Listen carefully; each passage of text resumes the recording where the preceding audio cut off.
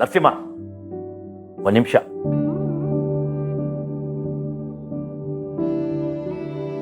ತಗೋ, ಫೀಸ್ ಕಟ್ಟು. ಅಪ್ಪ, ಇಷ್ಟೊಂದು ದುಡ್ಡು ಇದನ್ನ ಎಲ್ಲಿಂದ ಹೊಂದಿದ್ರಿ? ದುಡ್ಡು ನಾನು ಹೇಗೋ ಹೊಂದಿಸ್ತೀನಿ, ಅದರ ಬಗ್ಗೆ ನೀನು ಏನು ಚಿಂತೆ ಮಾಡಬೇಡ.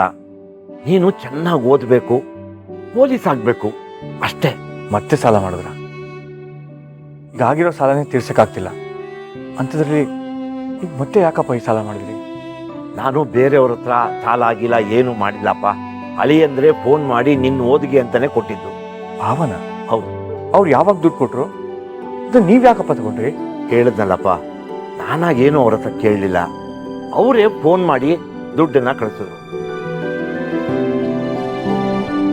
ಅರೆ, ಇದೇನಿದು?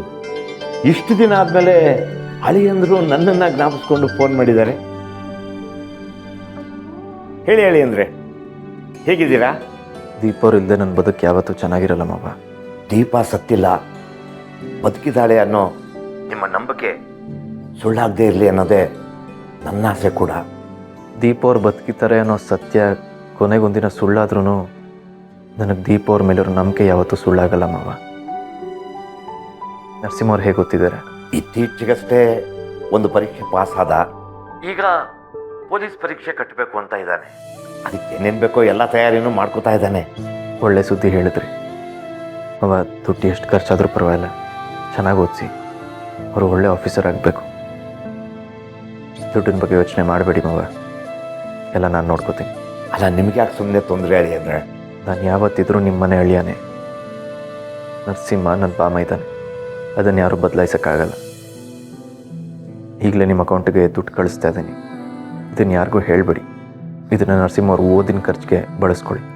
ಅಳಿ ಅಂದರೆ ನೀವು ನಮ್ಮ ಪಾಲ್ಗೆ ದೇವರಾಗ್ಬಿಟ್ರಿ. ಅಷ್ಟೆಲ್ಲ ಹೊಗಳೋ ಅವಶ್ಯಕತೆ ಇಲ್ಲ ಮಾವ, ಯಾಕಂದರೆ ನಾನೇ ನಿಮಗೆ ಸಹಾಯ ಅಂತ ಮಾಡ್ತಾ ಇಲ್ಲ, ಇದನ್ನು ನನ್ನ ಕರ್ತವ್ಯ ಅಂದ್ಕೊಂಡು ಮಾಡ್ತಾಯಿದ್ದೀನಿ.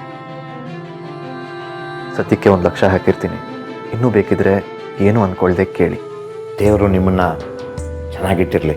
ಹಾಗೆ ಕೇಳ್ಕೊಳ್ಳೋದ್ರ ಬದಲು ನನ್ನಿಂದ ದೂರ ಆಗಿರೋ ದೀಪ್ ಅವರು ನನ್ನ ಜೀವನಕ್ಕೆ ವಾಪಸ್ ಬರಲಿ ಅಂತ ಕೇಳ್ಕೊಳ್ಳಿ.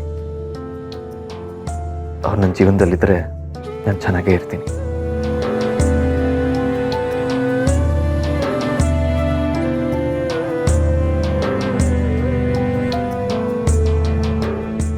ನೀನಿವತ್ತು ಪರೀಕ್ಷೆ ಬರೀಬೇಕಾದ್ರೆ ಅಳಿ ಅಂದರೆ ಕಾರಣ.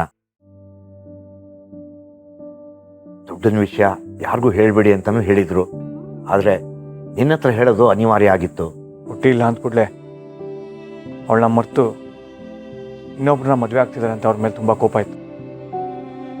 ಅದೇ ಕಾರಣಕ್ಕೆ ನಾನು ಅವ್ರ 2ನೇ ಮದುವೆಗೆ ಬರಲಿಲ್ಲ. ಆದರೆ ನನಗೆ ಗೊತ್ತಿಲ್ಲದಂಗೆ ನನ್ನ ಲೈಫ್ ಸೆಟ್ಲ್ ಆಗಲಿ ಅಂತ ನಿಮ್ಮ ಹತ್ರ ದುಡ್ಡು ಕೊಟ್ಟು ನಾನು ಯಾವತ್ತಿದ್ರೂ ನಿಮ್ಮ ಅಳಿಯಾನೆ ಅಂತ ಹೇಳಿದ್ಮೇಲೆ ತುಂಬ ಒಳ್ಳೆಯವರು ಅಂತ ಗೊತ್ತಾಗ್ತಿದೆ ಅಪ್ಪ. ಹೌದಪ್ಪ, ಅಳಿಯಂದ್ರು ದಿಶಿನ್ನ ಆಸೆ ಪಟ್ಟೇನು ಮದುವೆ ಆಗಲಿಲ್ಲ. ಅವರ ಅಪ್ಪನ ಆರೋಗ್ಯ ಸರಿ ಹೋಗ್ಲಿ ಅಂತ ಅವ್ರ ಆಸೆ ಕಟ್ಟಿಬಿದ್ದು ಮದುವೆ ಆದ್ವು ಅಷ್ಟೇ. ಈ ಮದುವೆ ಆಗಿದ್ದರಲ್ಲಿ ಅಳಿಯಂದ್ರದ್ದು ಯಾವ ತಪ್ಪು ಇಲ್ಲ. ಆಮೇಲೆ ದಿಶಾನು ತುಂಬ ಒಳ್ಳೆ ಹುಡುಗಿನೇ ಅಪ್ಪ. ಅಪ್ಪ, ಭಾವನ ಬಗ್ಗೆ ಒಳ್ಳೇದು ಹೇಳ್ತಾ ದಿಶಾನು ಒಳ್ಳೆಯವಳು ಅಂತ ಹೇಳಕ್ಕೆ ಬರಬೇಡಿ ಅಪ್ಪ. ನೀವು ಅವಳ ಬಗ್ಗೆ ಏನು ಹೇಳಿದ್ರು ನಾನು ಕೇಳಿಸ್ಕೊಳಕ್ಕೆ ರೆಡಿ ಇಲ್ಲ. ಹಾಗೆ ಭಾವನ ಬಗ್ಗೆ ನನ್ನ ಮನಸ್ಸಲ್ಲಿ ಯಾವತ್ತೂ ಗೌರವ ಇದ್ದೇ ಇರುತ್ತೆ. ಆದರೆ ಆ ದಿಶಾನ್ ಮದುವೆ ಆಗಿದ್ದನ್ನ ನಾನು ಯಾವತ್ತೂ ಒಪ್ಪಲ್ಲ.